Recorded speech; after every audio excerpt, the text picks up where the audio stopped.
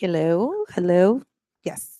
Buenas noches, good everybody. Good night, evening to everybody. We're going to go ahead and get started with our meeting. The Creighton School District understands that our community of schools is located on the ancestral land of the Otham Druid and Acoma Otham people who descended from Hohokam and have inhabited these lands since the time immemorial. The Otham, whose name translates literally to people, are a vibrant culture in communities spanning countless generations into the past, continuing to thrive in the present and carrying a powerful legacy for generations into the future. With this acknowledgement, the Creighton School District formally recognizes that the traditional care and keeping of these lands by Indigenous people is an aspirational model of community stewardship, but that we are committed to honor with practices, policy, and human relations. With that, we go to 1B, which is our roll call. Ms. Ayers, Ms. Gibson-McLean, myself, Mr. Jones, and Ms. Marquez are all here present. We want to welcome everyone to tonight's meeting and remind the audience of the request to address board cards that must be completed and submitted to the board secretary if they wish to speak to an agenda item. Board policy provides for 2 cards, white cards to be submitted in order to speak to an agenda item, and blue cards to be submitted in order to speak during public comments. Due to open meeting law, board members are not allowed to address items that are not on the agenda. This is per our policy 1-302. That takes us to 2A, approval of agenda. I move the governing board approve the agenda as presented. May I have a second? Second. All those in favor? Aye. Aye. Any nays? Hearing none, motion passes. That brings us to 3A, governing board reports. And Ms. Ayers, I'll go ahead and get started with you. Good evening, everyone. Apparently there was a memo sent out about green today, so I guess it works. Yep. The only thing I wanted to say before the meeting is about the stabbing that happened today at Maryville. Those are where my students go, and I still don't know who it was.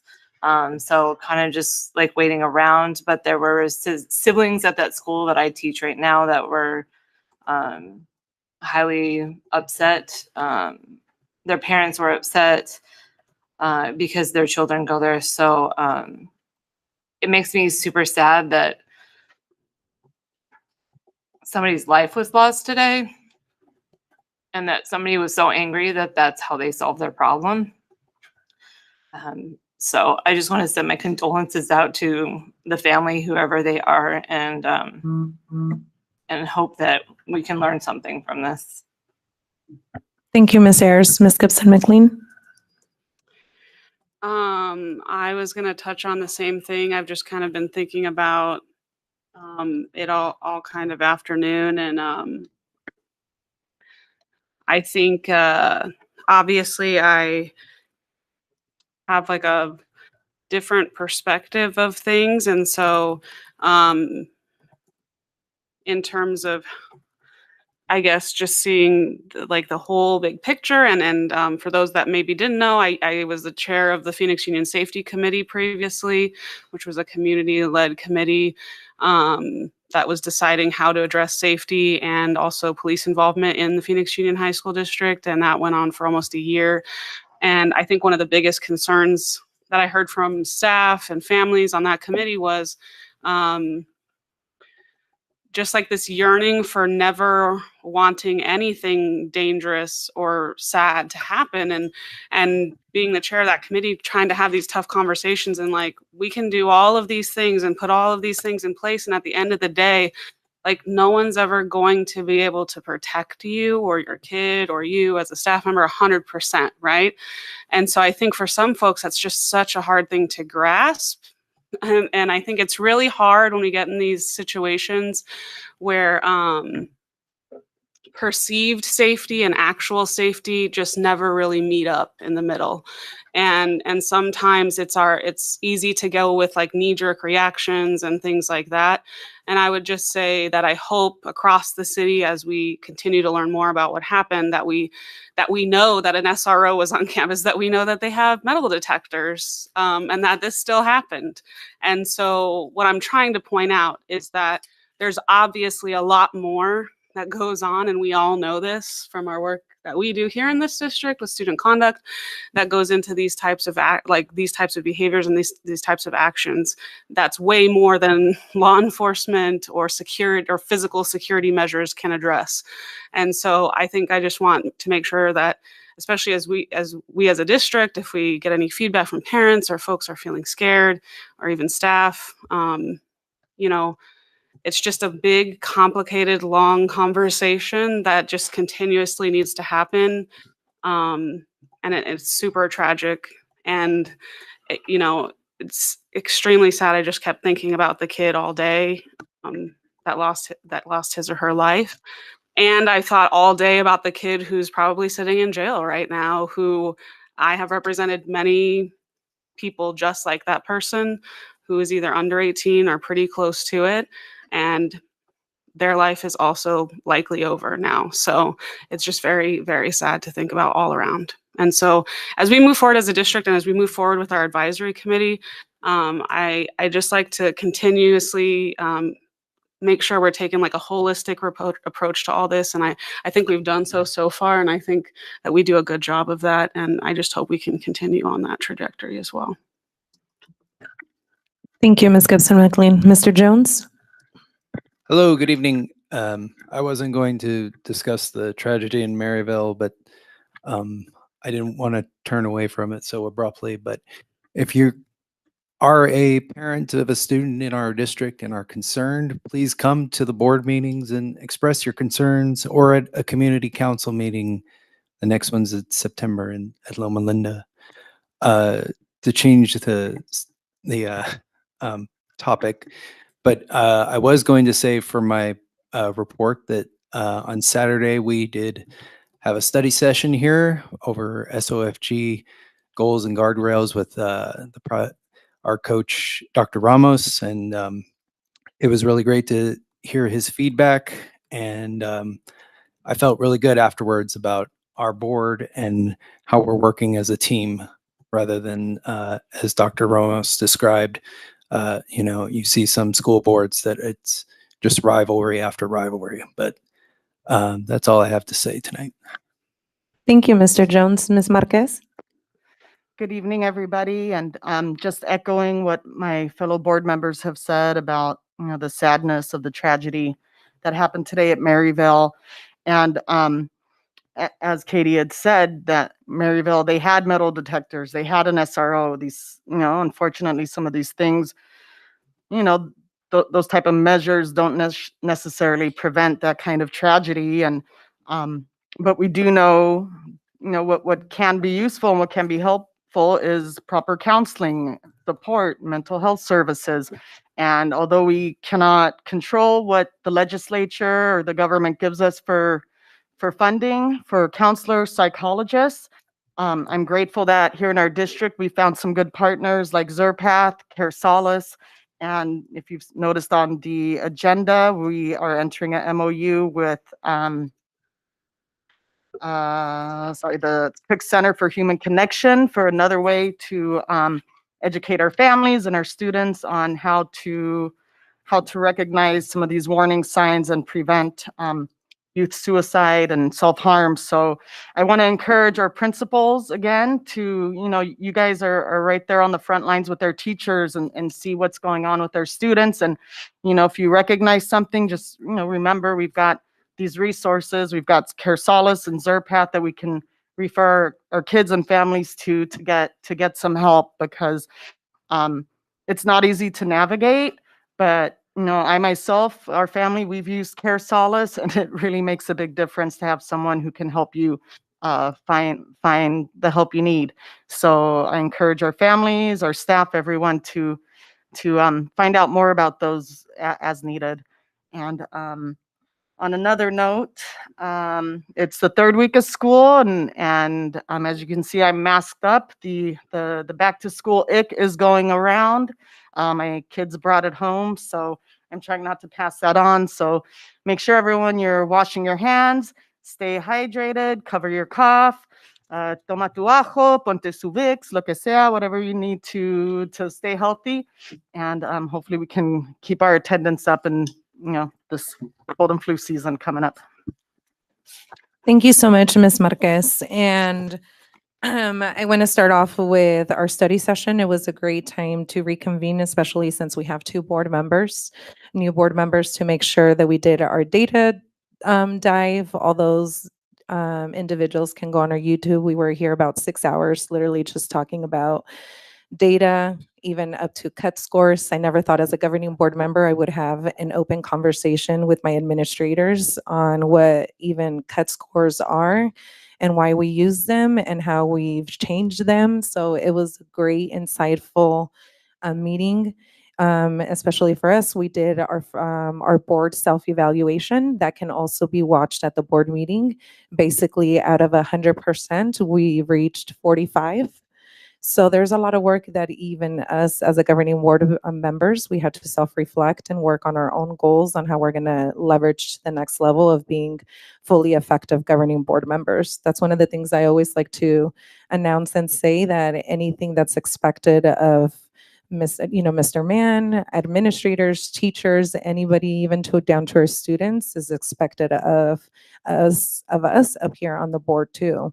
And I know that we touched about Maryville, but to recenter the conversation, and really, I'm not going to touch into it, but part of the work that we've done is we read this wonderful book called Great on Their Behalf. I suggest anybody wanting to know more about proper governance and how we can actually create positive academic outcomes through governance, but really put our community at first, more to read it. But there's, at the beginning of this book, Mr. A.J. Crabrel says, this book is dedicated, one, to the students who depend on a school system to be their bridge to a greater future, and two, to the former students who were not fully provided such access.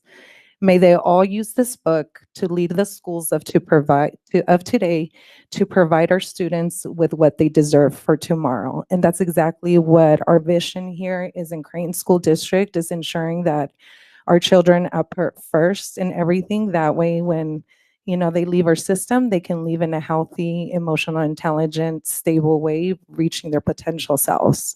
So this is our Northern Star right here. Thank you to AJ for doing this. And with that, I will move over to Mr. Mann and his superintendent report. Thank you, Madam President.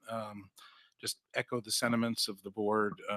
Heart goes out to the students, the families, and having been on a team dealing with tragedy many times over the course of my career, also to the staff that are trying to provide support and help with this. I know a lot of people over there that are very caring individuals that I'm sure are really struggling with this right now. So our thoughts are with them.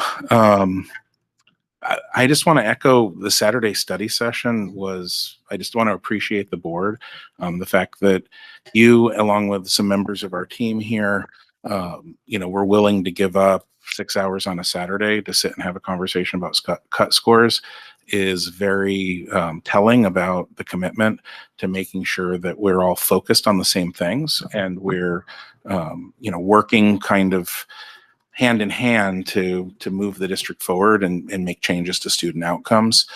In addition to that, we really didn't shy away from tough conversations, and that's one of the things that makes me really proud, is that we have a lot of transparency. We have a lot of comfort with talking about the things that are the good, the bad, and the ugly. And I think by having those conversations, it's really helpful to us. And I just need to give a great debt of gratitude to Dr. Pombo and her team for all the hard work they put into it. Tyson Myers for being here with us.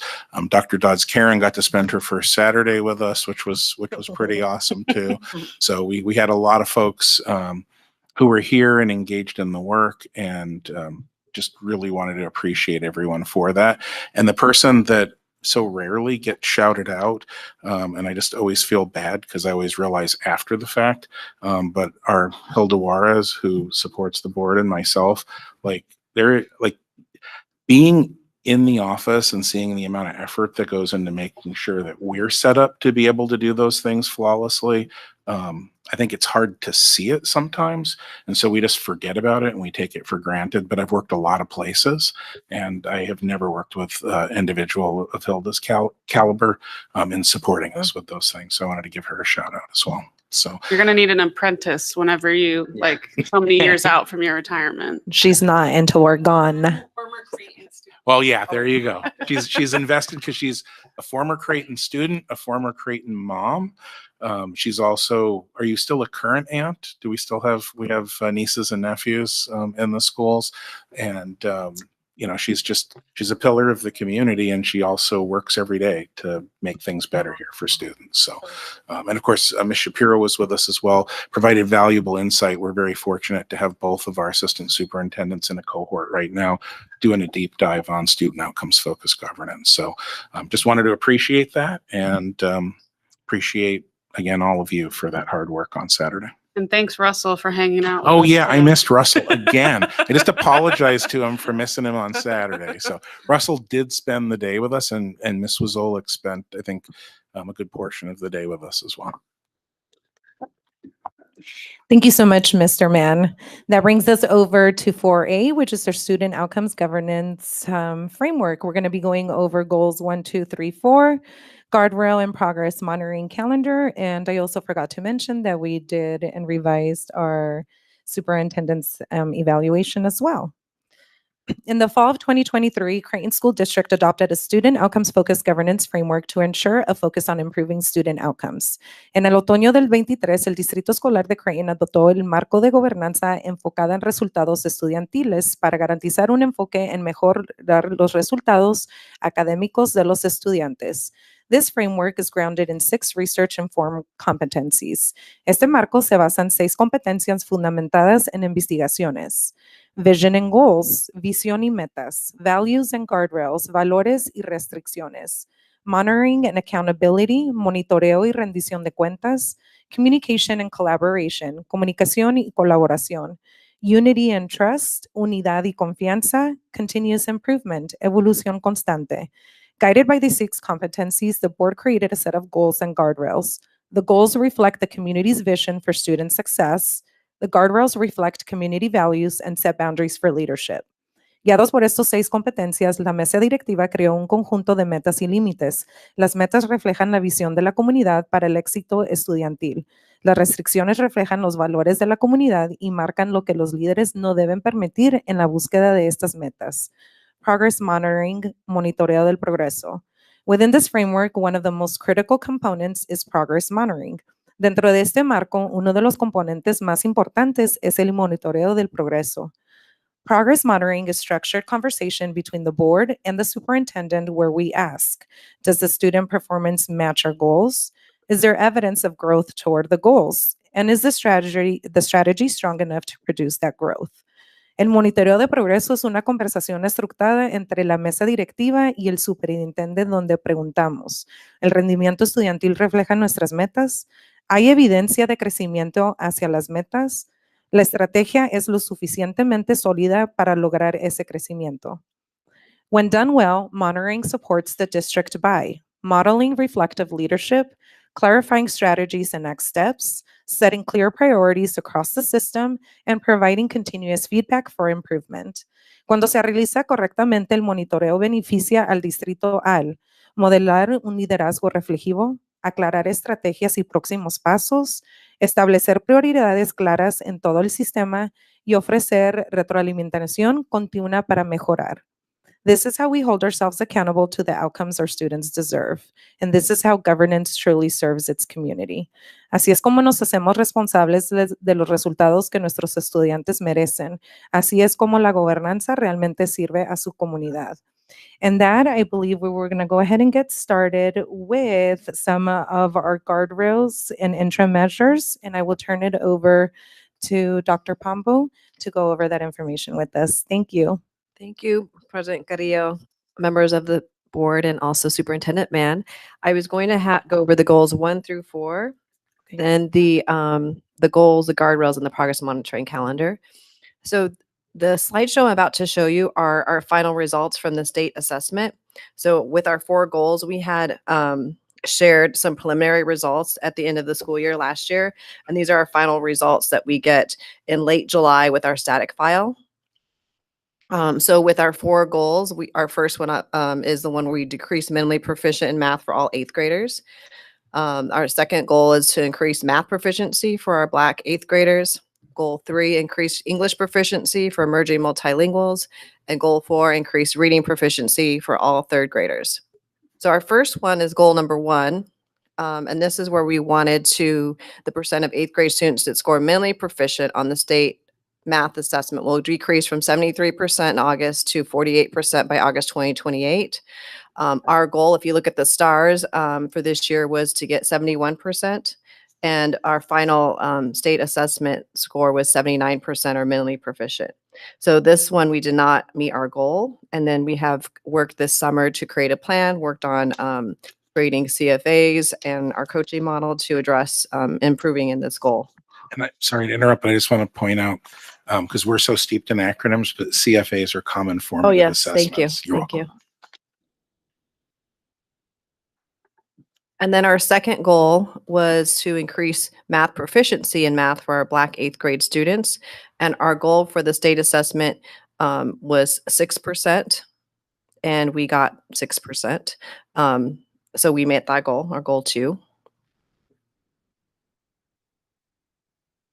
And then our goal 3 was to move our multilingual learners on the Azella assessment to increase from 25% to 40% by 2028. So our goal this year was 31% of our students. And this one we surpassed our goal and got 35% of our students to move a level on the Azella growth. I think in the spring we had said it was going to be 37, but when we got the results, it was 35 to account for the students that we were missing in that initial report. And then the very last one, goal 4, which was for the percent of 3rd grade students that scored proficient on the state assessment in English language arts will increase from 18% in August of 2023 to 41% August 2028. And our goal this year was 22%. And we got 13%. And we did already have a discussion about this, that the test was different, that we had oral reading fluency on this assessment. And when we come and talk about our interim measures, we're going to be monitoring that this year. So those are our final results for our 4 goals from the state assessment. Thank you so much for that. I'm going to add some context here. After we revised these goals, that's what Saturday session was kind of about, is having the cabinet and the administrators come back to us and let us know, hey, these are going to be the new interim measures now that we have this information. And we all, as governing board members, had to be convinced they were going to be rigorous enough and that they were different from the other reports that we have. This is why progress monitoring reports are so imperative to the work that we do, because we can start recognizing trends. We can start seeing what inputs are working and not, that our cabinet team decides on what's helping our students move the needle. So this is a short version, but the 6-hour conversation we did have on Saturday was very in-depth. Why we failed, why we went down, what can we do different, and what we're going to be targeting to make sure that this doesn't happen for the next school year. Just wanted to give that brief context. Mr. Mann? Thank you. Yeah, and I just wanted to add, very well done, Dr. Pombo. Thank you, Madam President, for that extra context. I also wanted to add that, one of the things that Dr. Pombo has brought to the conversation is this sort of bright spots methodology we're using. So in those conversations on Saturday and embedded within those new interim measures, one of the things, and I know the board knows this, but just to kind of put it out there, is that we're focusing in on those areas. You see 2 goals we were successful in. One of them we actually met the following year's level for, and then 2 of them we're obviously struggling with. So our team has made recommendations for us to leverage the things that have made us successful where we're successful in improving the areas where we're struggling right now. And so it's considered a bright spots methodology because instead of looking outside to solutions, we're looking at what solutions are actually working within our district and then leveraging sort of that action research that's always going on to make sure that the new tool sets and the new inputs that we're putting into place are aligned to things that have been successful for us here in our district. So sorry to kind of drone on about that, but I thought it was another helpful context. No, and I appreciate that add-on because we do want to be clear. Sometimes we do come to the board, and since this is our business operating meeting, and sometimes we have to run things, kind of fast since we only have a certain amount of time. I never want it to be perceived that, hey, they're just throwing information and rubber stamping. No, Saturday we did a lot of deep dive talking about all this information. And then we're still going to go over the interim measures, right? So Correct. I feel like there'll be a lot more explanation when Mhm. we talk about that. Yeah, so I'm going to go to the our 4 goals and talk about the interim measures. I'm going to bigger.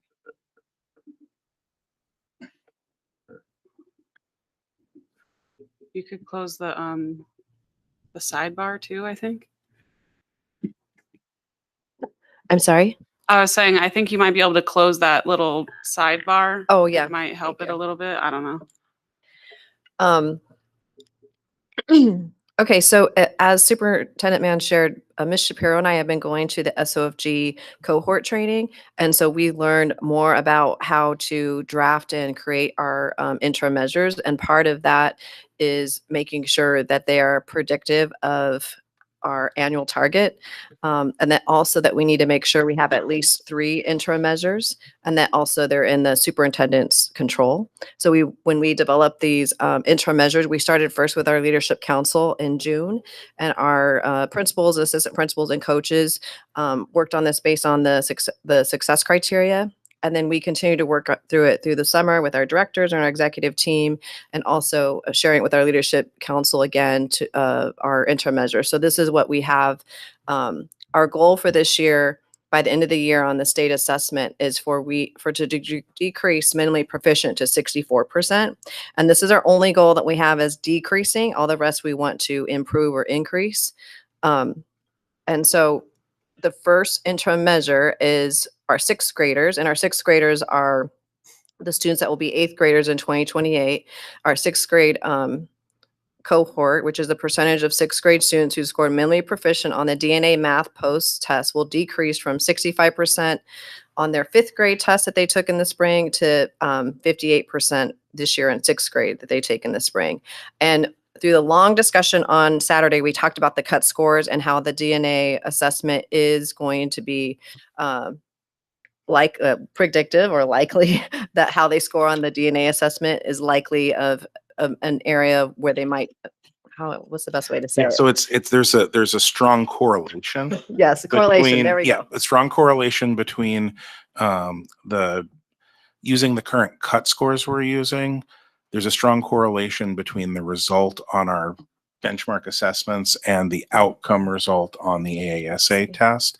And so one of the things that we learned from our 2 students of SOFG is that we're trying to get, for the geeks out in the math heads out in the world, we're trying to get a 0.6 or higher correlation, because that is an indicator that we have something that is tightly correlated. And so we went to a much more, for our teachers and principals, thank you, because we went to a much more complex system where each grade level and each subject area, the cut scores are different by grade level, by subject area. Whereas before we used to use just a standard set of, it was 40, 60, 80, and that's what it was.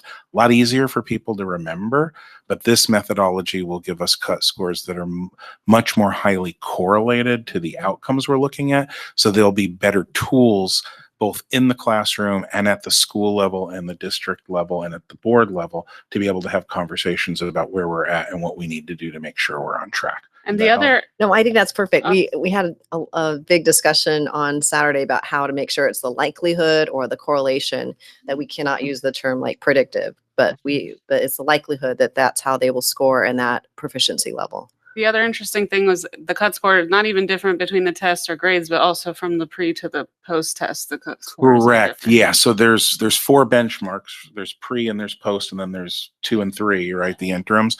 And so for each of those, it's They're a all different different. cut score. So there's a grid which, like, if you love stats, you're thrilled to have that grid. If you're crunching down with some kids in a third grade classroom, it's probably a little bit more to absorb and deal with, but it is also going to be more useful to you in honing your practice and kind of really knowing where your kids are at. If you don't have a multi-grade classroom, just crop out the other grades. It's gonna be too much to be looking at. Make your own photo. So the second interim measure is looking at sixth grade students who scored high risk on FastBridge. And the FastBridge assessment is measuring their math skills, and the DNA assessment is measuring the state standards. So this is just a different way to look at our students and see what skills gaps they have so we can address that in the classroom. So the FastBridge math will decrease from 50% high risk to 40% high risk by May 2026. And then the third measure is using our DNA assessment again, but for our eighth grade students who score minimally proficient on the DNA math post tests when they were in seventh grade, from 71% to now they're in eighth grade in the post test to 61%. And we have that 61 aligned to the annual target 64, because if it's predictive, it should be close to that percentage.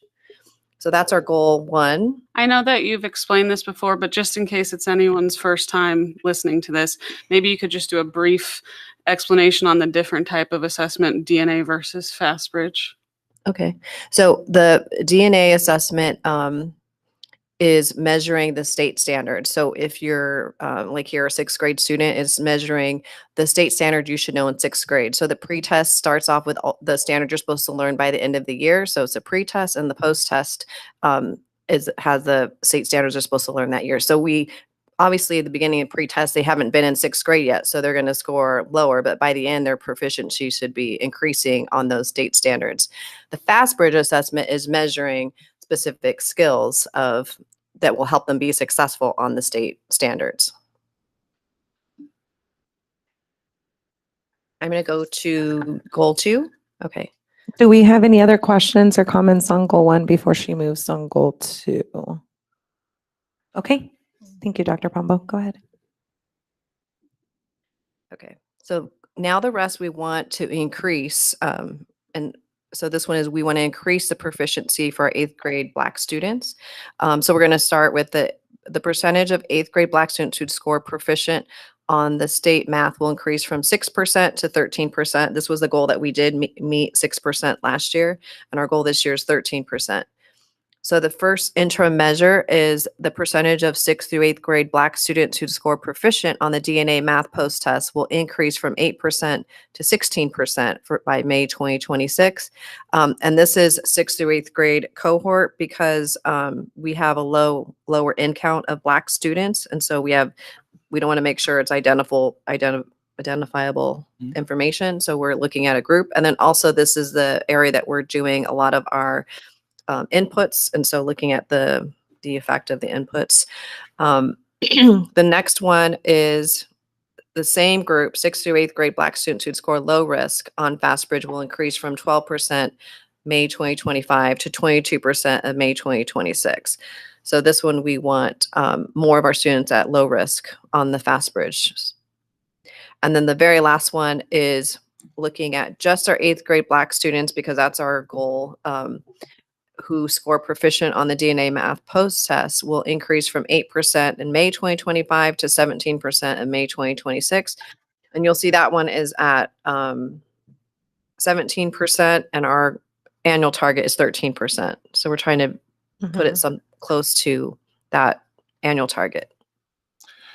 Would it be okay if I added something here? I think the other thing, one of the intentions behind looking at 6th through 8th was to avoid that the number of students is so small that it becomes identifiable. But the other benefit to it, if you look at the chart on the right, and like we talked about with the prior goal, these goals that are targeting 8th grade students, we know our 8th graders in 2028 are our 6th graders now. So there is actually an additional benefit to looking at 6, 7, and 8, because those are our next. They're this year and the following 2 years 8th graders, and obviously, we're not so foolish that we look at a goal like making an improvement for our 8th grade students and think all of that happens in 8th grade, right? We really need to be impacting it, throughout the system from kindergarten all the way up. But the crunch time on this math goal is really in that 6th, 7th, and 8th grade, time frame. So having that group together really isn't, well, we have to do this statistically, but it won't serve us well. We're just fortunate because we need to do it statistically, but it also will serve us well in how we look at our data. Thank you for that added on. Do we have questions on goal 2? We did go through this like a really long time on Saturday. Yes, we so- did. It feels fast today because we were spent so long on it. The video is up. If anyone wants to rewatch it, it's Yes. on YouTube. All 6 hours of them. Yes. Okay, so goal 3 is the percent of emerging multilingual students who increase 1 or more levels on the Azella will increase from 25% to 40% by 2028. And this past year, as we just showed earlier, we got 35% of our students to move a level.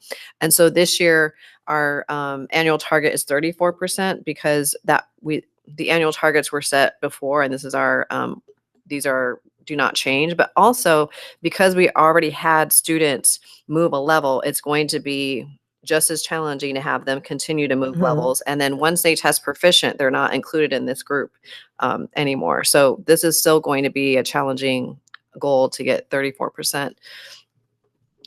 So we have 3 interim measures, and we did share this on Saturday that there is a mimic for the Azella that we're piloting this year, but we are piloting that this year, so it's not going to be an interim measure, but it could be something that helps us for next year.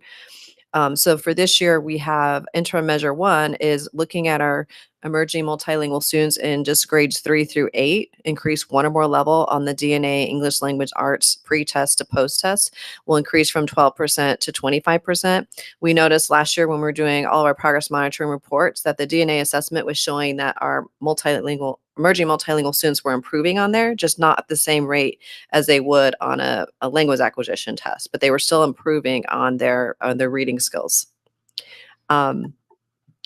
And then the second one is what I talked about earlier is the percentage of 1st to 3rd grade emerging multilingual students who score in the 50th percentile on FastBridge oral reading fluency will increase from 6% to 14% by May 2026.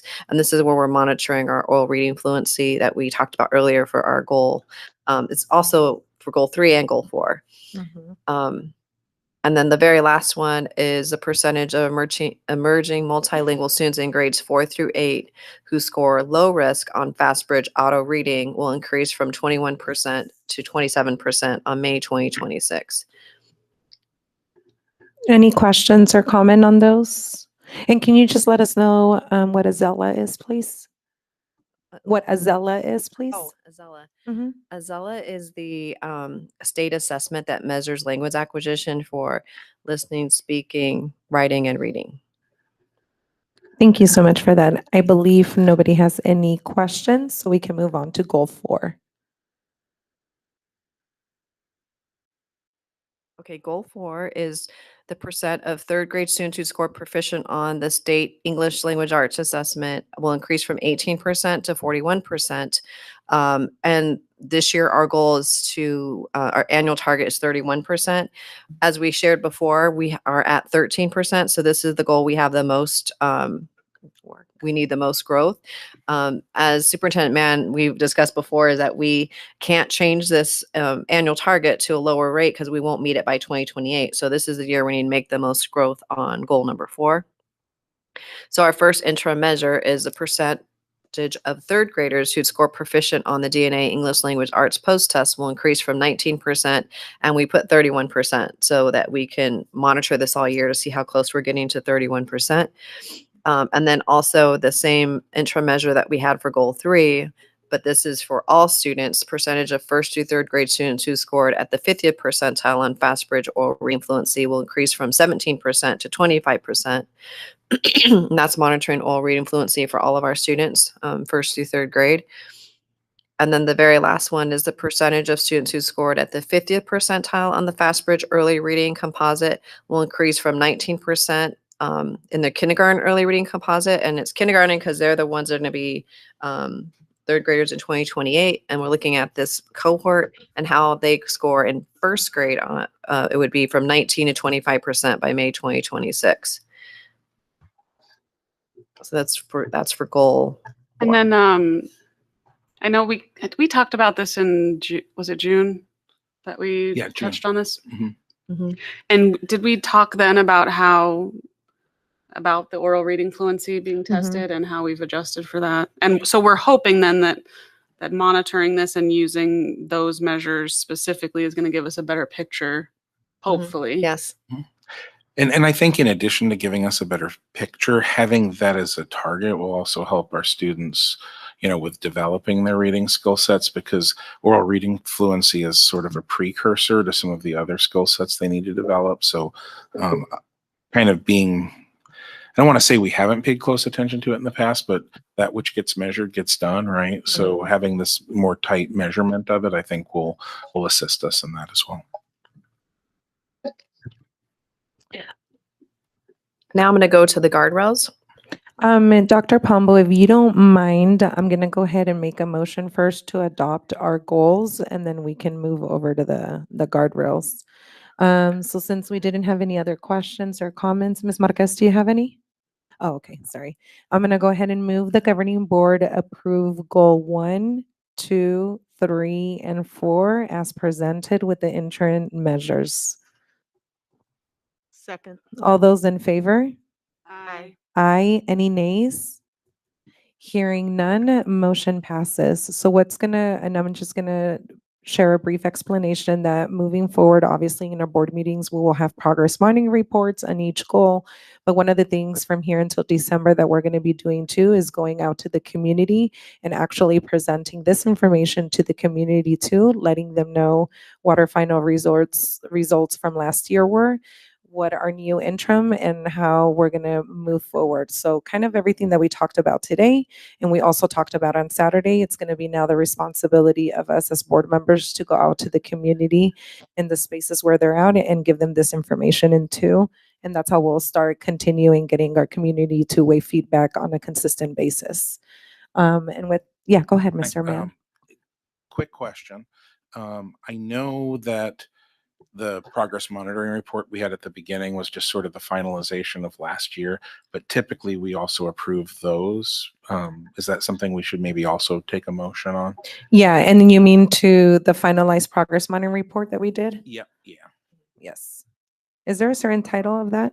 He called it annual progress report. Annual progress, thank you. Yeah, annual goal progress report.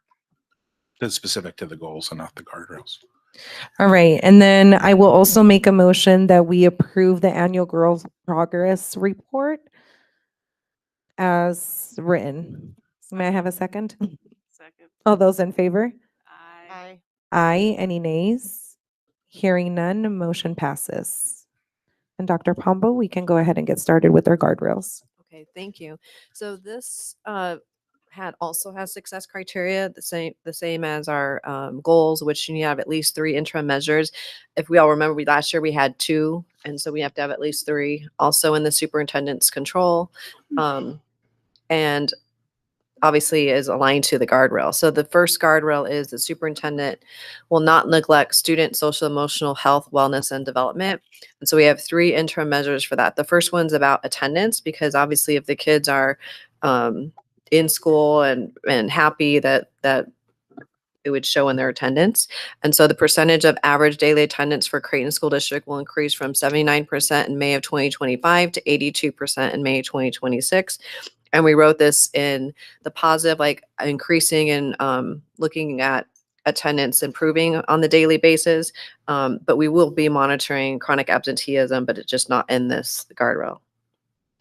The second one is the percentage of students in grades 6 through 8 who respond favorably to indicators of self-management on the Panorama survey will increase from 52% in May of 2025 to 58% in May 2026. This is the same one that we were monitoring last year.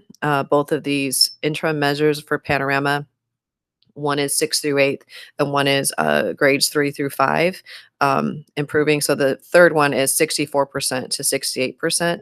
We are also giving the Sabres survey this year alongside this, because the Sabres one is already embedded in our system, and is also doesn't require parent permission, so we could have a higher participation rate. So we need to have baseline data. So we're using our Panorama survey this year because we have baseline data for that to improve it from last year. So the second two interim measures are the same from last year. The only new added one is the daily attendance. Any comments or questions? Okay, we can move on to the next one. Oh, Yeah, go I guess ahead. just really quick, do we have any idea how close, like, or what the average daily attendance is like for the state? We do get numbers on that. And so, you know, that's definitely something we can track and look at as well. I'm trying to remember off the top of my head, the last number I heard was like a 24% absenteeism, right? Mhm. But I can't remember if that's general absenteeism or if it was chronic absenteeism. But, and like nationally, I think it's even higher than that. So, I don't even like to look at this as a positive. Our numbers have skewed a little bit better than the state, but they're so problematic that I wouldn't say that that's a good thing. I mean, it's a better than could be thing, but this is something we really want to lean into. And there's a variety of factors that play into this, but I think having some intentionality around it will go a long way. And whatever improvement we can make, this is going to be a stupid analogy, but like I remember those, they're just beating my head. They used to run those commercials so much, the old Arizona lottery commercials. You can't win if you don't play, right? Well, it's the same thing with school. If you never come to school, like it makes it a lot harder for us to help you learn if you're never present, right? So it's somebody, it might have been Mr. Jones, somebody on Saturday said fixing attendance doesn't necessarily automatically fix, you know, what we're trying to accomplish with student, you know, outcomes, but it sure gives us a much better chance at fixing that when we have the kids present in the classroom. Totally. I was going to add too, when we do our first report, if once we see the progress monitoring calendar and that's approved, we could bring in like specific grades so you could see what it is for 6th through 8th grade. Sure. I just asked the question because I thought afterwards, well, maybe I don't really want to compare us to the rest of the state because who knows? But I was just curious if we were like in the ballpark or something. I mean, I don't have like Yeah. May's numbers from last year, but I know a couple of times last year, and they're usually in arrears. We were looking at like the prior year's numbers because everything's always at least a year behind, sometimes 2 years behind. And for that prior year, you know, we were a couple percentage points lower than what the state average was. But the number's still Not great. grotesquely high. Yeah. Thank you. Okay, the second one, guardrail 2, the superintendent will not cause or allow conditions, practices, or procedures that are inequitable or insufficient for students. So this first one, the percentage of teachers who respond favorably on the culturally responsive survey for one identified school from Urban Connection will increase from blank to blank. We will have those numbers and the category once the staff takes the survey. Justin Campbell from Urban Connection is creating that survey. And I know that Dr. Burris is meeting with him this week or met with him to look at that survey so we can measure pre and post. And during that time, Urban Connection will be working with the school leadership team and the staff on culture responsive. So we can see, like we talked about earlier, bright spots. If it works at our one school, that's something we could replicate next year at other schools. So we'll know by our next meeting kind of what these percentages are going to be then, or I think I guess it depends on when the pre-test Yeah, is, so right? 'Cause I have on here real quick, I have us presenting this in November, but we could get we'll get the numbers in there before then. that's what I meant, like to be able to just approve this because we can't really approve it with no percentage in there. I don't think, unless I'm wrong. I think our initial year, We vote on guardrails. Oh, we don't vote on No, we vote guardrails? on goals only. Okay. But I would like it at least, because even if it's a 0%, obviously if we've never done it, then it would be 0. yeah, I mean, we literally could put we could put 0 to 15. I guess But I it would read be this better to have as a pre-test. like there will be something administered in August. So by the end of August, we'll know what that percentage is. So we can at least plug that in. And Yeah, but I don't know that it's being delivered in August. I think might be it's in September. September. okay, so then we'll just so- update the whole thing. Correct. But Yeah. we won't, what's not going to happen is we're not going to come to you in November for the report and say, here's what we ended up with. So we just set the goal there. Yeah, Once we have the pre-test that's number. all I was. Yeah, because I mean, the other thing is we could just say, well, pre-test plus 10% is the end point. But sometimes looking at, like, if the number is 5%, you might have a different end goal than if the number is 65%, right? Like if you're at 65%, you might not be able to move the needle as far because you're so far along. But if you're at 5%, you might set a 15 or 20 point goal. But if you're at 65%, you might only set a 10 point. I don't even know what this measures or how it measures it, but I hope we're not at 5%. I very much hope that as well. But regardless of whether we're at 5% or not, we will know something that we don't currently know. Sure. And we have, we're doing two things. One, we're putting support in place to try to move the needle on this. And I think based on conversations that the board's had in the past about some of the efforts we've made to try to improve in this arena, sometimes we just make a decision and do something for the whole district and then go, maybe this is working for us, maybe it's not. So in this case, I think Dr. Pombo and the team are very wise in saying, well, why don't we start with a school so that way we can get a baseline and see, is this making a difference? Because if it is, then I think it's real easy to come back to the board and say, here's an input for a guardrail that we'd really like, and here's why we want it, because we have all this data, versus, well, we're just hoping this is going to work, right? Certainly. No, and I really appreciate all the, I mean, I know it was quite the slog to get to a point where we had a tool for this, so I do appreciate the work that went into that.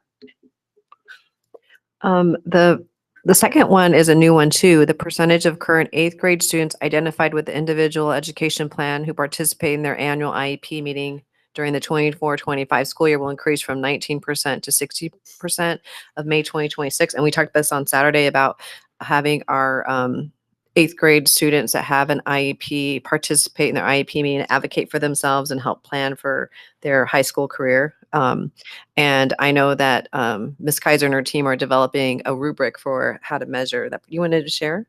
Oh, wow. Thank you. Hot off the presses. Yes. Yay, I love this. Good evening, Madam President, governing board members. Yes, thank you. We, of course, were waiting to execute what we wanted to present to you today, but a couple questions came up, I believe, on Saturday's study session, as well as the great questions from some of our principal leaders asking for the operational definition of participation. What does that look like? And recognizing that can look very different for a lot of different students, depending on their communication style and their level of comfort and their age, what that looks like. So we have identified the operational definition for participation includes 3 components. The student is invited to the IEP, and then we have some indicators as measured by either the meeting notice or in the prior written notice. The student will attend, physically be present at the IEP as part of that, and we have indication by the signature page of page 1 as that evidence. And then the participation, we've identified a couple different areas depending again on the student, the age, the comfort level, the communication style, whether it be verbal input, and that can be again memorialized in the prior written notice or the present levels of academic performance. Written input, so we've been talking with and developing some potential graphic organizers or questionnaires, interest inventories that we haven't yet spoken or rolled this out with our teachers, but like to prepare a repository of options so the teacher has some tools to work with the student prior to attending so they come in ready to participate and feel comfortable, even if it's just potentially providing that, here is my input, or whether they read it. We also talked about making sure that the student, if that's the level they want to participate, bring a portfolio of student work samples, that might be a way to indicate their participation and help guide them in their advocacy for what they're looking for, that vertical articulation.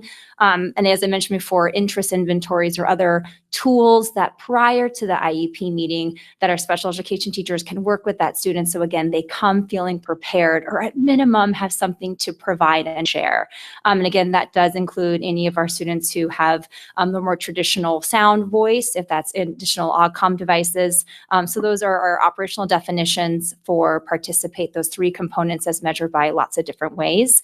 We're also just still developing some of our inputs, our rollout with our professional development and what that's going to look like for our special education 8th grade teachers. So that's a little raw still, but I am excited to share with you the vertical articulation. We've already started collaborating with Phoenix Union, the director, Wendy Mann, to start looking at some of that vertical articulation with the director of and her team at Phoenix Union to start talking a little bit about not only what does Phoenix Union offer, so that way we can have those conversations with students. And I do believe they're happening, just not systematically. I know I'm not here to convey that some of our teachers aren't already having those conversations. I think just standardizing that expectation. So I don't want to take that away from anyone that's already having them. And additionally, it allows us as a district to be thinking about how do we continue to better prepare and vertically articulate our students for secondary and post-secondary success. So very preliminary. We're very excited about the operational definition, still developing the plan, and very excited to partner with not only Phoenix Union, but our partners over at Phoenix Elementary School District as well. So very infancy, but excited to continue to share along the way of this journey. So thank you. No, thank you so much for that update. Board members, do you guys have any comments or questions? No, I just really appreciate all that work, and that's awesome, and that's what we want to hear. Even if it's at the beginning stages, it's something different that we haven't done. And obviously, all the work that we do in this SOG is we can't get different results if we're not doing different things. So I appreciate that. Mr. Jones, did you want to say something? No? Just thank you. We're on short notice too. Thank you. Thank you. Appreciate it. Thank you for your time. Thank you. I just want to extend a thank you to the board. We had our DEAR meeting last Friday, which is our district office recognition meeting. And I looked over and there was a whole row of the special education team. And I was struck by the fact that last year we would struggle to rub two special education team members together to make a flyer. Sorry, it's a really stupid joke. Oh my Dorothy gosh. gets me on this one. So like, and you would look over and there would be like one or two very tired members of the team because there were like one or two members of the team at any given time. And so seeing a row of team members, you can see all the amazing work that's already coming out. Yeah. But that's not that it's ever easy to do, but it's certainly a lot easier when you can actually put multiple people around a table to work on it. So just, and I'm giving that as a shout out to the board because I know you helped us with some position realignments and things like that that have really helped us to be able to build that team out. So. Thank you. I will say something. Because I think this work is like so personal for all of us. And so I'm just really excited to hear about all the intentionality and vertical articulation. My brother was in self-contained in Creighton from 2nd grade through 8th grade and completely flailed his first semester freshman year at Camelback. Was kicked out, went to Desiderata immediately, and then got sent to Bostrom. And so I think just like being intentional is so great and getting our kids, no matter where they're at, feeling like they can be successful somewhere, even if they haven't thought about that for themselves before. So thank you so much. Dr. Pombo, Okay, thank so you. Our last one is the percentage of observed lessons that reflect a score of 3 or greater on our learning walk rubric for engagement and rigor will increase from 27% from last March and to 37% this March, May 2026. Obviously, under this is we want to make sure all of our students have a classroom that has engagement and rigor. So I'm going to go to guardrail 3. Okay. The superintendent will not allow the district to operate without a system to recruit, retain strong teachers for empowering staff through culturally relevant and differentiated professional development. So our first interim measure is a one that we didn't have last year, is a new one. The percentage of our continuing teachers 3 to 5 years who report positive job satisfaction in stay interviews in one of the following areas: school climate, leadership support, or engagement in job duties will increase from 54% in February 2025 to 64% in February 2026. And this is where, and Superintendent Mann could probably jump into, where our leaders interview our top employees and ask them why they stay in Creighton and gather data for that and give it to our HR department, and they compile the data to see why our employees are staying, but also gives us feedback on what to continue and what we need to look at.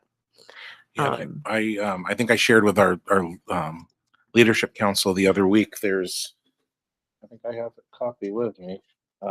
Gallup just released their anemic employee engagement points to leadership challenges. This is from August 5th of this year, and it's based on the first half of the year data. But nationally, engagement in the workplace is at 32%. So if you think about that, engagement is the highest efficacy indicator of effectiveness in your job. I really want to know if I'm going to have some hand surgery. I'm hoping my hand surgeon's not in that 68% of people who aren't fully engaged. And the same thing for any pilots we interact with coming up here. So, but for our classrooms, it is so important for our teachers to be in that 32%.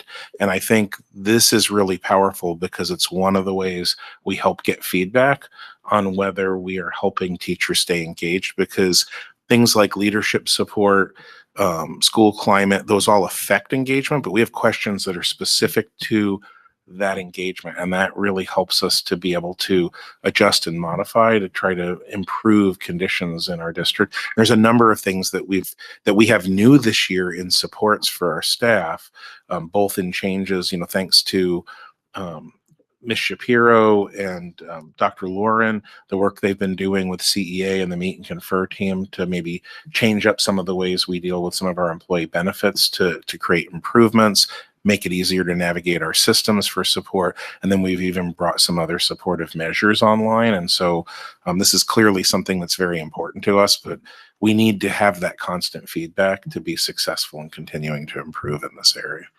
I just Googled an anemic employee engagement because I didn't know what that was.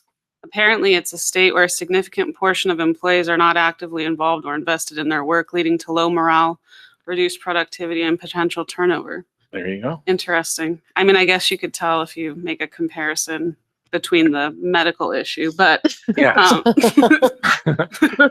but interesting. Yeah. I would say we could probably share that with a lot of people's bosses that are sitting up here too. It could be applied anywhere. It could. I'm glad that it you're absolutely you're could. looking out to all of these different resources, Jay. It's the advantage of having a geek for superintendent. Just You're also schedule your- certified in Gallup's Yeah. leadership strength training, aren't you? Yeah, I'm a Yes. certified Gallup Strengths trainer, but a lot of this work Sorry. comes from their Q12 work, which Okay. I'm fascinated by, but I am not certified in. So. Oh, okay. I was going to make a joke. Just don't schedule your surgery on a Monday. I heard that there's a I've saying heard of it too. minimal Monday, Oh, really? where employees will do the minimal amount of work. That's That too. sounds like a day to avoid for that. Could imagine there's a flaky Friday too. I don't know. Now you're scaring me because I'm going in on a Friday. Oh, 'cause sorry, that's the Jay. quiet day. All right. The next Vibes. the next two interim measures are the same ones we had last year, just improving our scores from last year. So the percentage of teachers from 1 to 2 years of experience who report positive responses on indicators of school climate on the Panorama survey will increase from 66% to 70. And then our 3rd through 5 year experience teachers will increase from 70 to 73. And the very last one is the superintendent shall not allow adult convenience or preference to take priority over the academic progress of students. We really looked at academic progress. So we have 3 measures are all off of our learning walk rubric. The first one is all of them, we want them to score 3 or higher. So the first one is for our learning targets to increase from 45% to 55%, which is a little bit more than half, and from March to March. For the second one, we're looking at the success criteria, my favorite, from 36 to 46 for 3 or higher. And then the last one is the score of 3 or greater on classroom management. So from 48% to 58% from March to March. You may have noticed on Saturday that Dr. Pombo used her learning targets and success criteria when she prepared with the board. So Yes, it's my favorite too. It's just the only way I know if I'm successful or not, right? Right. Do we have any other questions or comments in guardrails? We do not vote on and adopt on, so Do we have any questions? Yeah. I go have, ahead. I guess a bit of a wondering. Can you hear me okay? Yes. Okay. So I know I had kind of brought it up on at our study session Saturday, but I kind of wanted to bring it up again because going to guardrail 4, all the interim measures are based on learning walks. And when I look at superintendent shall not allow adult convenience or preference to take priority over academic progress of students. A lot of times when I think of adults, I also think of the parents and like, how do we get, finding a way to maybe get them involved, and perhaps in the future, after this year, personally, I would like to see maybe an interim measure that is maybe somewhat targeted at getting more families involved. One thing that I wanted that I noted the last couple of years, so every year in May, we've got our volunteer luncheon. I know Yvonne Carvajal's team does an awesome job putting that together. And I remember 2 years ago, I think we had about 8,000 district-wide volunteer hours given.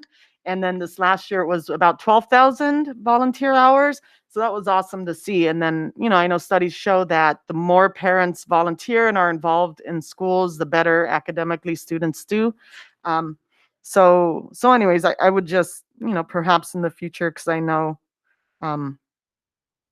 at least with these interim measures, when just looking at the word adult convenience, I know it might be an inconvenience to perhaps admin and teachers to have the learning walks, but maybe some of the parents, we could be a little more inconvenienced as well. But anyways, again, it's just a wondering. I wanted to put that out there for further contemplation in the future. Yeah, it's certainly something we could look at. One thing I do want to clarify is it's not the learning walks themselves that are an inconvenience. It's that it is a hard thing when you're a teacher to always make sure you've got your learning targets and your success criteria every day, that you're, getting high levels of engagement in the classroom requires a lot of planning and intentionality in order to be successful with that. And it also requires a lot of patience, because to do like engagement activities successfully with kids, you have to give up some of your direct learning time, because the best way to teach kids how to be involved in the engagement activities is to start with either low stakes learning or things that aren't specifically learning, to help them get those activities down. So that way, when you're integrating the learning into them, they're sort of natural and comfortable, for your student population. And then obviously classroom management is like, without that, it is a heavy lift, and without it, everything else tends to fall apart. So that's really kind of why we're digging into those. And one of the things we found last year was that we could see very clear relationships between, when there was improvements in these areas, that those also related to improvements in academic outcomes in the classroom. So that is not in any way, shape, or form saying we couldn't also look at how we engage with parents. One of the things Mr. Carvajal and his team is working on in conjunction with the curriculum team is increasing the number of parent engagement nights we have to help parents understand how they can support their students. So once we get all of those subject areas underway this year, we may have some baseline metrics that we could then leverage for next year to be able to look at perhaps some parent inconvenience, where it's like, hey, you need to give up a couple of nights to come and work with us, so that way we can help you be more effective in working with your kids. So the input's very welcome, and I'm not pushing back on it. I'm just kind of giving a little additional context to it. I was also going to say, I thought maybe just looking at this, my first impression was always that that all three of them pretty much go hand in hand, and that if you're really keyed into the first two, the hope would be that the third one comes kind of naturally. Yeah, they are, from my perspective, and the better experts can correct me because sometimes of myself, but I think they're interrelated. And I think if your engagement is strong in your classroom and the kids know what they're learning and what their success criteria are, it helps with classroom management. But conversely, strong classroom management helps set the environment that allows for strong engagement. So they really are, in my mind, they're very intertwined with each other, and they're somewhat dependent on each other. But I don't know if you have a different perspective on it, Dr. Pombo. Yeah, I think they all go together. And the classroom management is really about is being proactive and being planned and have your materials ready, all that stuff that prevents things from happening. And then once you have all the kids, their attention is having a really good learning target success criteria. Otherwise, they're gonna get off task anyway if they're not engaged in the lesson and understanding what they need to accomplish by the end of that lesson. It's also one of the reasons, as we're upgrading our safety systems, one of the things Ms. Shapiro and her team, with support from Mr. Denault's team that works under her, we're not only integrating a new safety system, but also built into that safety system is audio enhancement, which basically the teacher wears a lightweight pendant mic. Everyone in the classroom can hear clearly because the sound is like shaped and delivered into the classroom. And that, I think, ultimately, when we get that deployed to all of our sites, we'll see that have a positive impact on classroom management, because much like if I don't know what I'm learning, I'm going to be off task. If I can't hear what's going on, I'm going to be off task. And so anything we can do to improve that tends to improve both behavioral aspects of what's happening in the classroom and also attentiveness to the learning experience. You just had me think back to like having to be silent while somebody painstakingly wrote with chalkboard and then getting in trouble. Oh, God. Things are so different. Yeah. But we're trying to make them different. They're not quite there yet. So the next thing is the progress monitoring calendar, or do we have any more questions on the guardrails? I do not. Thank you. Okay. So let me zoom out a little bit for this. You can see it. And just for clarity, while you're doing that, this progress monitoring calendar is important, and it's going to be open on our website. That way, if there's a specific goal that our community or teachers or anybody is interested in, you guys will know what days we're talking about, what guardrail or what goal, and we spread them out throughout the year. So this is very important because it keeps us on track on not missing any quarterly reports, but also it's a very open document for our public to see when we're going to be talking about certain guardrails and goals. So the success criteria for the progress monitoring is that we're monitoring each goal 4 times. And then obviously there's the interim measures for each of those goals that are in there. So we have, after starting obviously in September, we have 1 board meeting per month. So you'll see that we have some months 1 goal, some months 2 goals, depending on our data, when we are receiving our data to present. And also, so we have plenty of time to get the progress monitoring report to you ahead of time. So you have time to look at it and ask strategic questions, right, from what we learned on Saturday, and be able to present that and answer them before the board meeting. And so the interim goals are all outlined on that second column. I mean, sorry, the goals that goes all the way down to June, and June is the only one where we have all 4 at one time. I know we talked about that on Saturday. And then on the other side is the guardrails, when we have data for each of the guardrails, and those are monitored. Each of them are twice. I know we discussed this, and I see that this is for both this school year and the next school year. Right here is what it says, right? Mm-hmm. Is there any way so that we could potentially do better on our board eval, that we could at least even just have a virtual July meeting so that we could meet that aspect of our eval? Especially if we're voting on this for the next 2 school years, or how are we're gonna have to put this back on the agenda to vote on it again? And it's this year plus 2, so it Yeah. goes all the way through the end of the cycle. Oh, okay.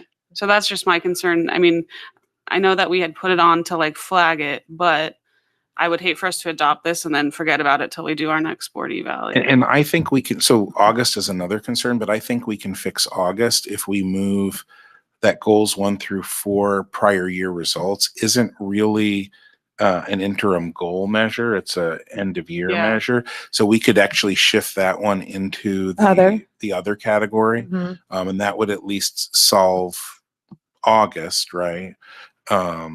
But then we wouldn't necessarily have a goal or a guardrail we're monitoring in August. So we might want to consider moving something up into August.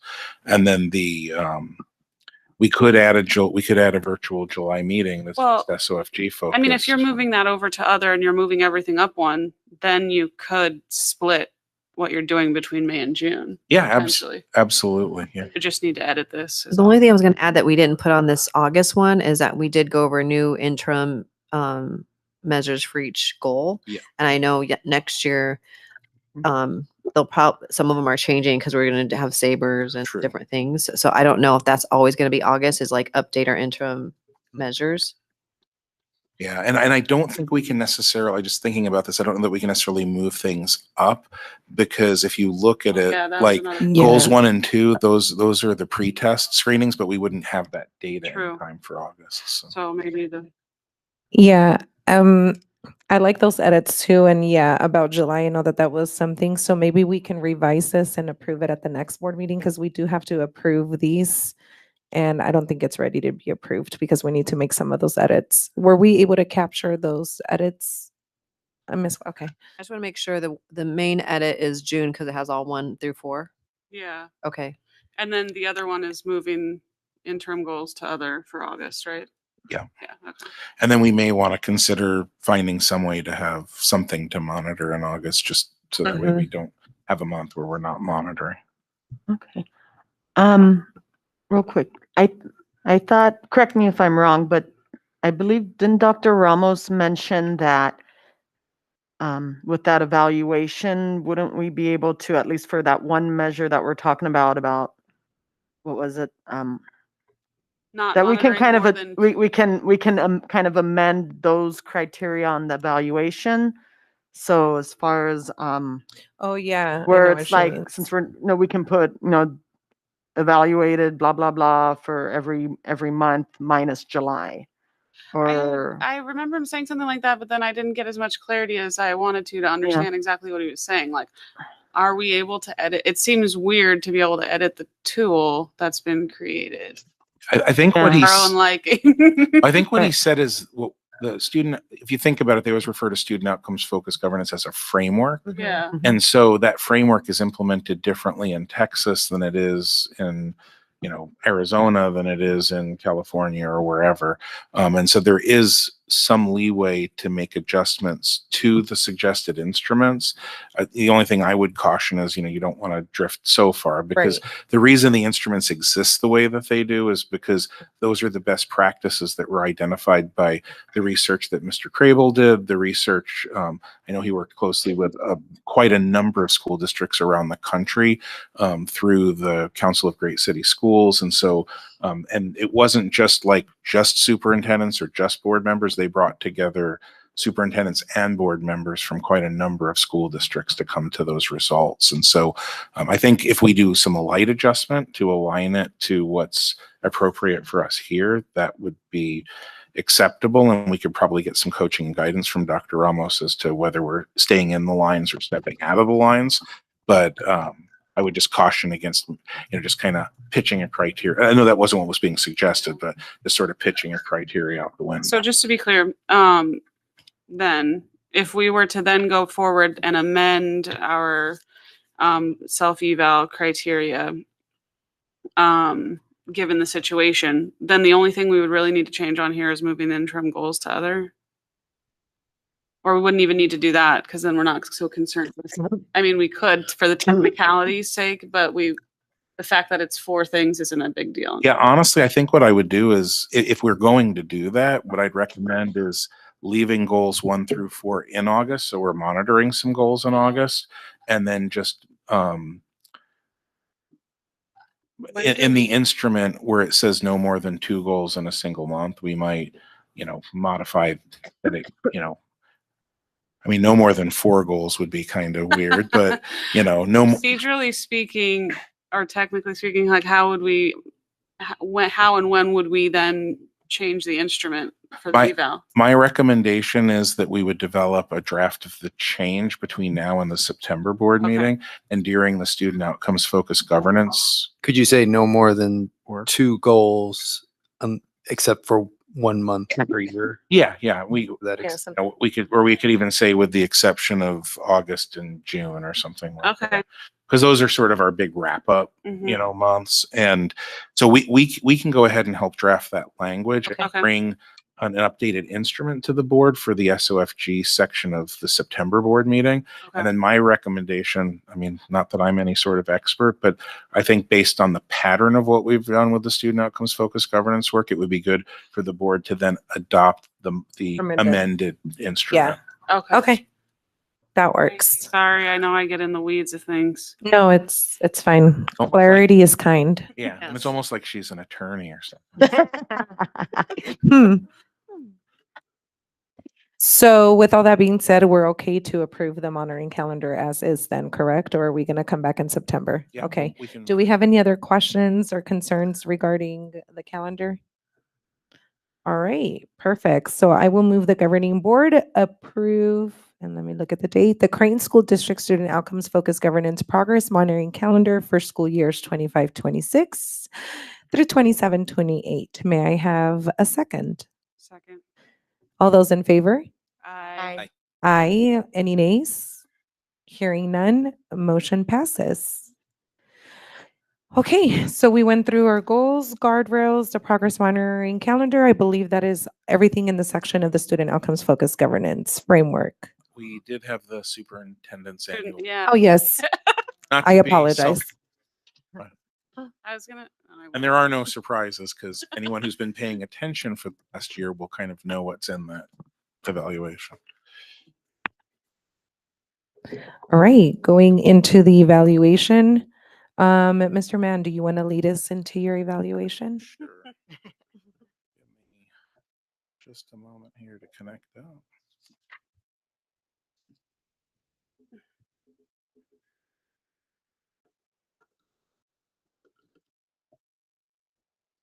Okay, so for anyone at home, what's in this evaluation will look very familiar because it's literally a representation of the annual targets and the measures that we've used over the course of the last year. And as you heard Dr. Pombo talk about, as we've learned more over the course of this year, we've learned about the standards for interim measures and what the guidelines are for a good set of interim measures. In our first year, we didn't have that same level of expertise. So you'll see in some places here, there are only 2 interim measures, whereas typically there should always be 3 interim measures. And the way that the superintendent's evaluation works is that to meet standard, you need to meet one of 2 sets of criteria. It is to either meet the ending point for the annual target. And the way that the framework works with it is it's either to achieve that or get within 66%. They use 66% as the growth measure that means that even though you didn't get there, that you've made a sufficient amount of progress towards it. And then the same thing is true in the current measures. So you can, if you achieve the annual target, you automatically achieve the goal. If you do not achieve the annual target, it's 2/3 of the current measures that you need to achieve in order to be successful. So, and I think I kind of made it confusing with that first set of statements. So that's either achieve the annual target or 2/3 of the interim measures, just to create some clarity. And so as you can see for each of these goals, this is a summary capture of those results and then an indicator of either met standard or did not meet standard. And so in the case of goal 1, I did not meet that standard because we neither achieved the annual target, nor did we achieve 2/3 of the interim measures. We achieved 50% rather than the standard of 66%. If we look at goal 2, in this case, we see an example where we achieved not only the annual target, but also both of the interim measures. And so in this case, that would be measured as a met standard. For goal 3, same results. It's both the annual target that was met and both of the interim measures. So that is also met standard. So goal 4 is the oddity. It's the one that sort of bothers me, but I also realize that we're improving our practice and how we go about this. And we also had a long discussion at the end of last year about some of the anomalies in goal 4. But for goal 4, we did not achieve the annual target. However, we did achieve all 3 of the interim measures. And so it still is captured as met standard because more than 2/3 of the interim measures were achieved. And so we do this both for the goals and the guardrails. And so you can see for guardrail 1, there were 2 interim measures. One was met, one wasn't. So that's 50%, which fell short of the 66% standard. So it's a did not meet standard. For guardrails 2, 3, and 4, both interim measures were met, and so all 3 of those were met standard. And also, just to kind of note, if you look at the comments box on each of these, you'll see that Ms. Juarez was kind enough to provide us with a reference to where the progress monitoring reports can be found in our board meetings. So anyone who'd like to go back and sort of review those progress monitoring reports, they're both attached in our board doc system to those meetings. And of course, there's always the video for the discussion around those as well. So with that, I present this as the superintendent's evaluation for the 24-25 school year. Thank you so much for that. And I'm just gonna be very frank up here and acknowledge the honesty, the relationship that the board and the superintendent have had, because historically in any school district that you think of, these are executive session, closed behind the doors conversations that they're having. And to me, the fact that we can sit up here in a public board meeting and disclose where our failures collectively have happened, not just on the superintendent or administrative team. This is why it's so important that when we get progress monitoring reports, we vote on them, because the accountability falls on the board, maybe not the responsibility, because we can't control what happens in the district. We just set the standards, but we're still accountable to, as the top of the board, we're accountable to every single thing that happens in the school system.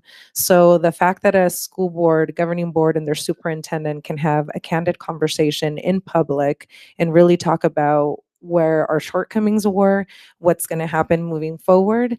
This is just another example of what we here in the district, we're not going to hide. We're not going to hide our data. We're not going to hide how we evaluate ourselves. We're not going to hide how we evaluate our superintendent. And this is what the magic sauce happens to make sure that our students have everything that they do deserve to move on to even the next grade before we're even thinking about high school. So I really appreciate you, Mr. Mann, that you've been on this journey for us and that you are willingly to just put all the information out there and be like, hey, this is what we have and this is what we're working towards. And it's not a good thing, it's not a bad thing, but we're working together to make progress. So I'm really appreciative of that. Yeah, I think that this instrument obviously was very subjective before. And I think, I mean, for me, just doing it even my first year was just very stressful. Like I've supervised adults before, but like super awkward. Like especially given that you're doing it with other people who have different opinions of you. I think that's really the element that's strange, because you're trying to do this together. And so I really appreciate how much more objective this is, and that you've jumped like all in with us on all of this, and you know, have really committed yourself to this, and from all that we can see, gotten others to join us and be all in on it as well. And so obviously, I mean, if I'm going to be real, you know, I keep it real. I didn't think we were going to meet any of our goals the first year. And that's just because I think I'm a realist and I lose every day at work. So I was like, we're not going to win any of this. So Yes, I was we like, can. 6 out of 4. Okay, look at us. And so honestly, just everything that's gone on in the past 2 years since we've jumped into this. I know that everybody has their different opinions of SOFG, and other districts have implemented it, and varying things are going on. But I just really like how we're trying to stick with this with some fidelity and doing the best we can to do this in the right way and just keep it going. And I think the biggest part of that is you. And so I really appreciate your willingness to get on this ride with us. It's been great so far.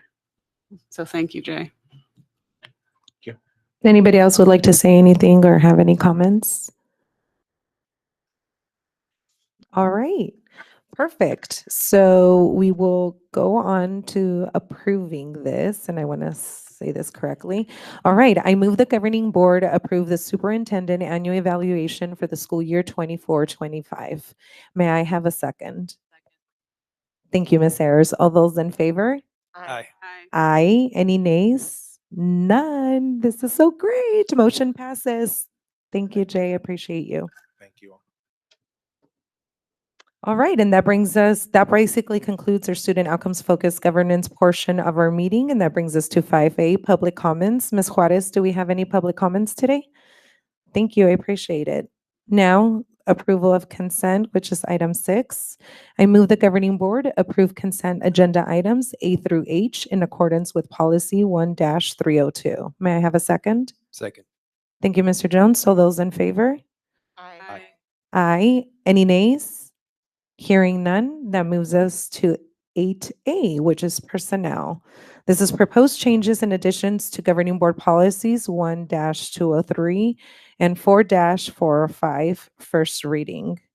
Board members, I hope we had the opportunity to look over this equal opportunity and interest-based meet and confer sections. Do we have any questions, any wonderings, any comments?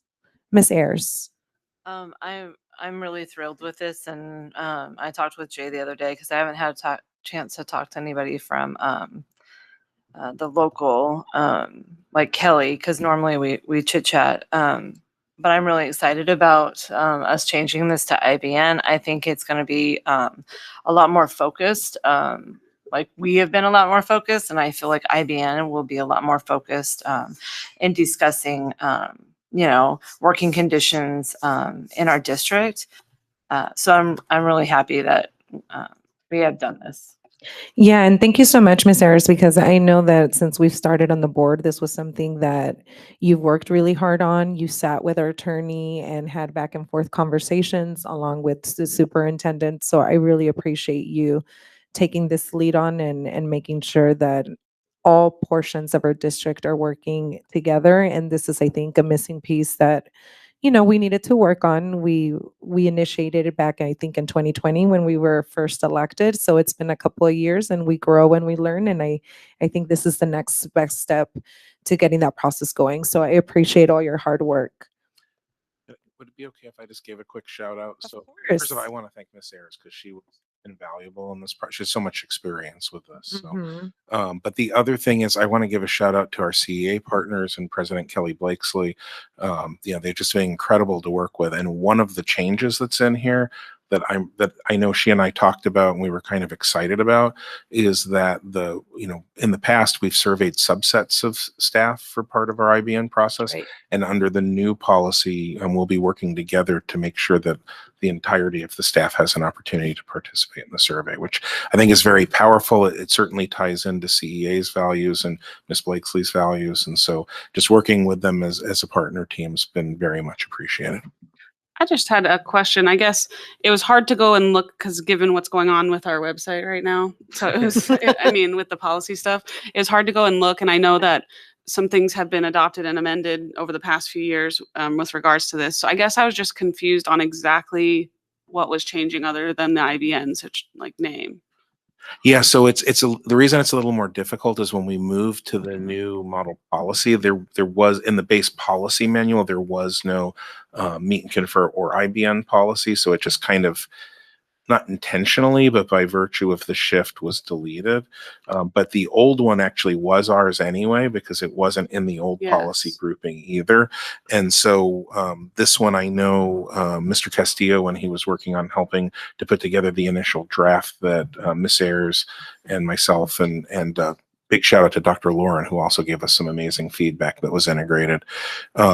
looked at was really heavily based on what was there before. So Oh, the okay. biggest changes that I'm aware of are the shift that Ms. Ayers helped us with to use more interest-based negotiation language. Okay. And that's really more of like a systemic shift, right?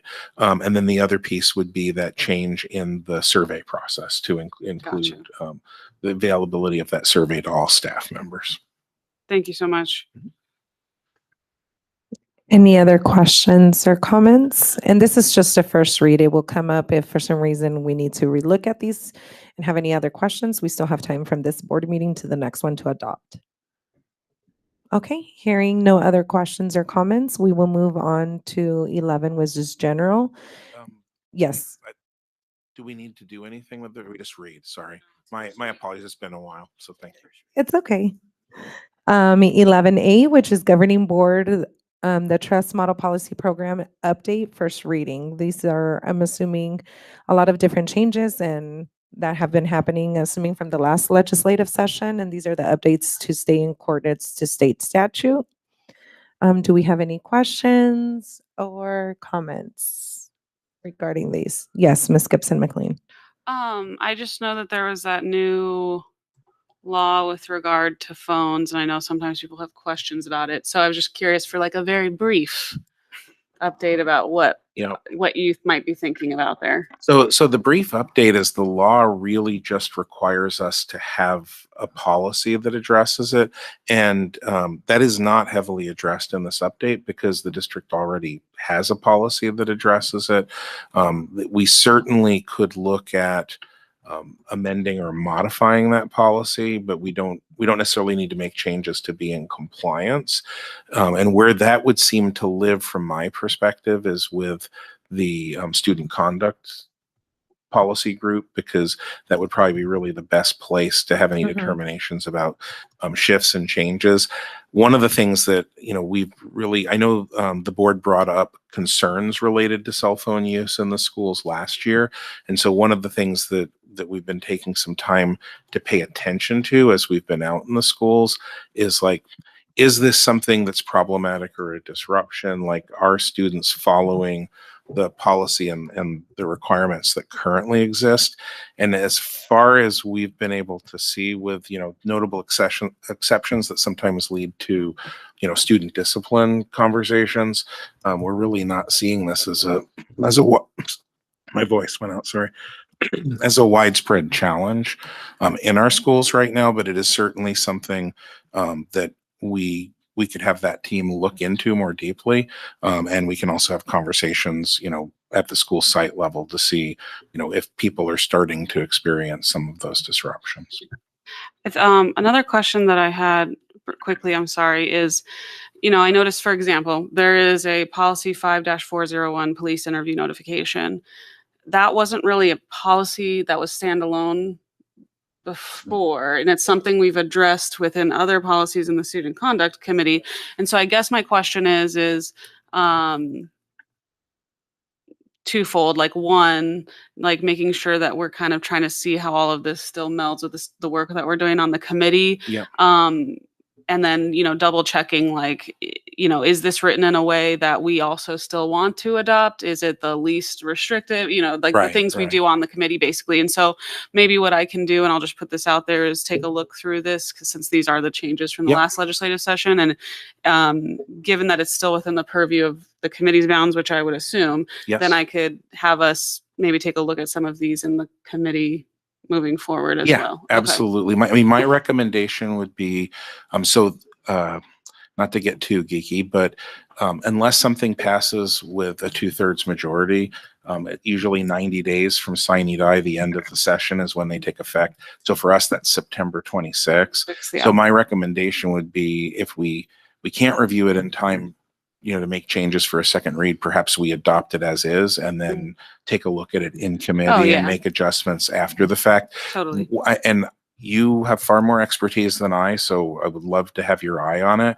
But to my level of expertise, what I've noticed about these trust policies and even the updates, they are very tight to statute. So there's typically not a lot of wandering outside of what specifically legal Yeah. requires. I mean, I can already tell it's a lot less fluffy than whatever we had before. Which, you know, the upside to that for us on our SOFG journey is that, you know, we're supposed to be on a policy diet. One of the first things you're supposed to try to do is pare as much of your policy manual down as you can to specifically statutory issues. So, you know, we kind of, I don't know, I hate to use this description, but it's almost like we went on like a quick weight loss program, right? And but now obviously sometimes you go a little bit too far. I've never managed to make it too far in my weight loss journey, unfortunately. But Oh, jeez. but you know, there are probably some things where we may want to add some more meat onto the bones because Yes. there are things that are specific and important to our community that we want to make sure are captured in there. I agree with that for sure. All right. Thank you so much. All right, any other questions or comments regarding these first reads? All right, perfect. Looks like that brings us to our LB. This is part of our legislative political report. I do not have anything. I don't know if any other members have, but this is something that will be in addition to, so our community and our members can be informed of civic engagement and how that will particularly impact Creighton as a whole. I mean, there's one update since our last meeting that doesn't have to do with the legislator, but it's still kind of political, which is the ruling in the capital funding yes. court case. And I haven't had time. I got to page 30 of 114 of the ruling. And it's a judge I've done trials before in front of. And so it's very interesting seeing a different side of things. But it's very thorough, is what I'll say, and is like so in depth. And it will be very interesting to see how the Court of Appeals addresses it, and obviously the Supreme Court, because they're not going to quit. But, you know, there are, just to get real nerdy on the law side, there are justices who just like really love the Arizona Constitution. And that's like their whole shtick. They're kind of like local Scalia's, right? And so like what that means for us though in the education world is that a lot of Judge Fox's decision is based in the guarantees that are made within the Arizona Constitution. And so a lot of times when you're making arguments as a lawyer, if you can base your argument in the Arizona Constitution, even more so than the US Constitution, you got a better shot of winning things. And so I'm hoping that this decision is the vehicle that's going to get us there. But it will be a long road to see when that actually pans out. Well, since you have been so open and honest, I will share that I have not made it through all the pages myself either. There have been some sections that I've just skimmed. But I mean, in addition to what you described, which I think is really powerful, there's some amazing sort of alignment of how the prior Roosevelt v. Bishop case like comes into play in relation to the constitutional ruling and what's happened since Roosevelt v. Bishop and Students First and all of those types of things. So it is like a history lesson in school capital funding, a very scary one, and a history lesson in state constitution around these issues. And I'm just like you, I was blown away by what I've gotten through so far and the accomplishments that the judge has made in trying to really sort of lay the groundwork for what's the reality here and what should the decisions be, even if it were appealed. So I'm hoping, because this acts like a powerful tool set of why we're in the right, that the courts upstream will uphold the same decision making. And while it isn't a solution for us today, hopefully it'll help improve capital funding for public education in the future. The judge also weighed in on one of my favorite arguments that I just love to talk about, which is, you know, there's been this argument in the state for years and years about why is charter school capital funding indexed to inflation, but public education funding is not indexed to inflation. And the judge even took that on and, you know, basically made the statement that the public school education capital funding should be indexed to inflation in order to meet the standards of the constitutional protections. So I mean, it's good reading. This judge reviewed tens of thousands of pages of exhibits and did a trial, bench trial himself. And just to put it, the people that are going to be judging him at the Court of Appeals and Supreme Court have staff attorneys and law clerks who are paid to do all their work for them, basically.